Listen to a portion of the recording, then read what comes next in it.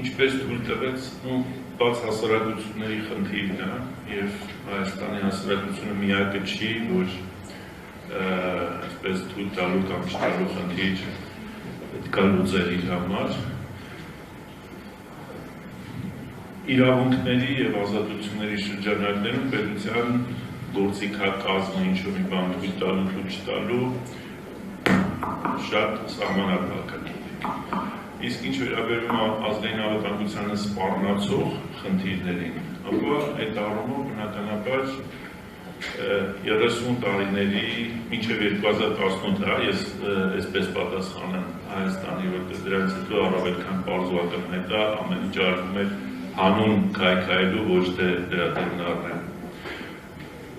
Մինչև 2018 թվականի Հայաստանի պատմության, նորագույն պատմության, պետականության ինստիտուտների կայացման խնդիրները ունեցել են գլխավոր նպատակ հասարակության տրանսֆորմացիա, այսինքն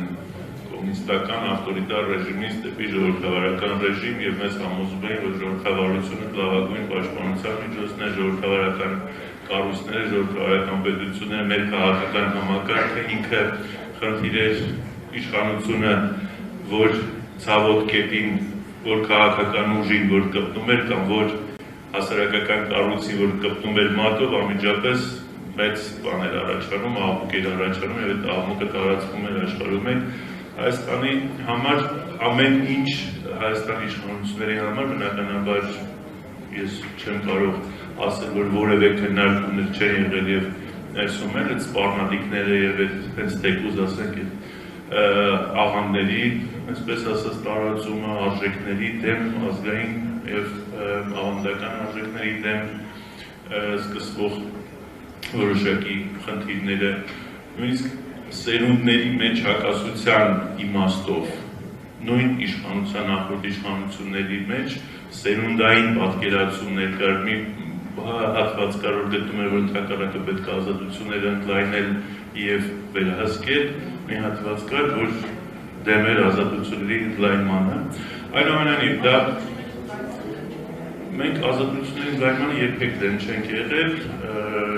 եթե դա բխել է պետության շահերից։ Ուղղակի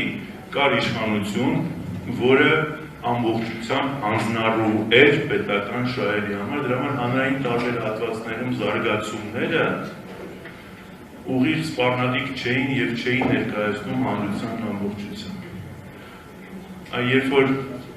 արտաքին միջամտության արդյունքում փոխվեց պետության շահերը պաշտպանողը, այդ ամբողջ խնդիրը սրանում էր։ Մեր ամենամեծ խնդիրը ազգային անվտանգության տեսանկյունից այն է, որ կյանքը ցույց տվեց, որ մեր հասարակությանը հնարավոր է մանիպուլացնել։ Իսկ արդարացված է արդյոք յուրաքանչյուր անգամ իշխանությունը կամ պետությունը զենքը ձեռքին դուրս գա իր հասարակության դեմ եւ ուր կարա դա տանի։ Դա արդեն պատմության խնդիրն է, դա ոչ ես, ոչ դուք չեն կարող պես հիմնավոր դատողություններ անել։ Կարող են կարծիք ասել, բայց հիմնավոր դատողություններ դժվար է անել։ Մեր համար ցավոք տեսանել էր 2018 թվականից արդեն տեսանելի էր, թե ուր է կանում այսպես կոչված հեղափոխություն։ Մենք ասել ենք 2018-ին, եթե մտահոգես կարգախոսը հիշում ենք, եւ եթե մտահոգես Արցախով, եթե մտահոգես Հայաստանի արտաքին քաղաքականությամբ, եթե մտահոգես ազգային արժեքներով, եթե մտահոգես հանրային համերաշխությամբ, զինված ուժերով, պաշտպանությամբ եւ այլն։ Դա մեր կարգախոսներն են, հենց այնպես չէինք մենք դա ընտրել, բայց մեզ ոնց որ ասում են, արդեն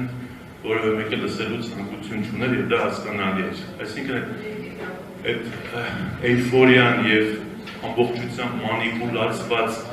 իրավիճակը եւ այդ թվում նաեւ մեր գործընկեր շատ քաղաքական ուժեր են այդ կրակի վրա ջուր լցրել, դա էլ պետք է ասել։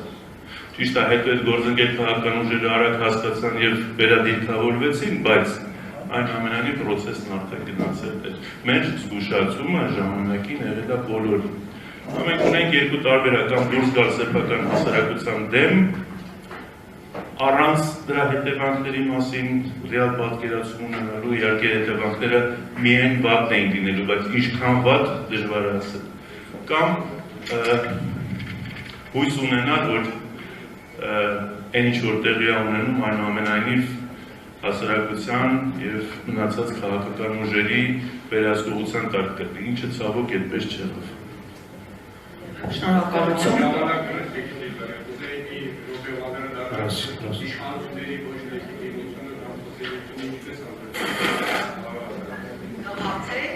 Հացեք է դիտարկում է։ Շնորհակալություն, տեսեք, լեգիտիմություն, լեգալություն դրանք տարբեր բաներ են։ Լեգիտիմությունը սոցիալ-հոգեբանական կատեգորիա է։ Իշխանությունը կարա 80%-ով ընտրվի, բաց ազատ ընտրություններով, լինի լեգալ իր բոլոր 5 տարիների ընթացքում, բայց 6 ամիս հետո լեգիտիմությունը կորցնի։ Կորցնի այնպես, որ ոնց որ սրանք հիմա ես վստահ եմ 20 թվականից հետո Հայաստանի իշխանությունները այլևս լեգիտիմ չեն պատերազմից հետո։ 18-20 թվականներին եւ լեգալ են եւ լեգիտիմ։ Եվ երևի Հայաստանում եղած ամենալեգիտիմ իշխանությունն է։ Ամենալեգիտիմ այդ 2 տարիներին։ Բայց ամենալեգիտիմ իշխանության պարագայում հայ ժողովուրդը կորցրեց իր ձեռք բերած երազանքը, իր ձեռք բերած հեղինակությունը, պատիվ արժանապատվությունը։ Դե հիմա գիտեք, որ նա ճիշտ։ Մենք ԿՊ-ից մեկի հետ ժամանակին վիճում էինք, բանավիճում էինք, ու եթերով էր դրա համար եմ ասում, ասում եմ մենք այսուհետ արդեն ժողովրդավարության թուղթը տանել եք, աշխարհին ասենք ես ամեր պաշտպանությունը, ասում են թղթով եք գնալու Արցախը պաշտպանել, ասում են հա։ Տեսանք ոնց պաշտպանություն եւ տեսանք աշխարհը ոնց վերաբերվեց դեպի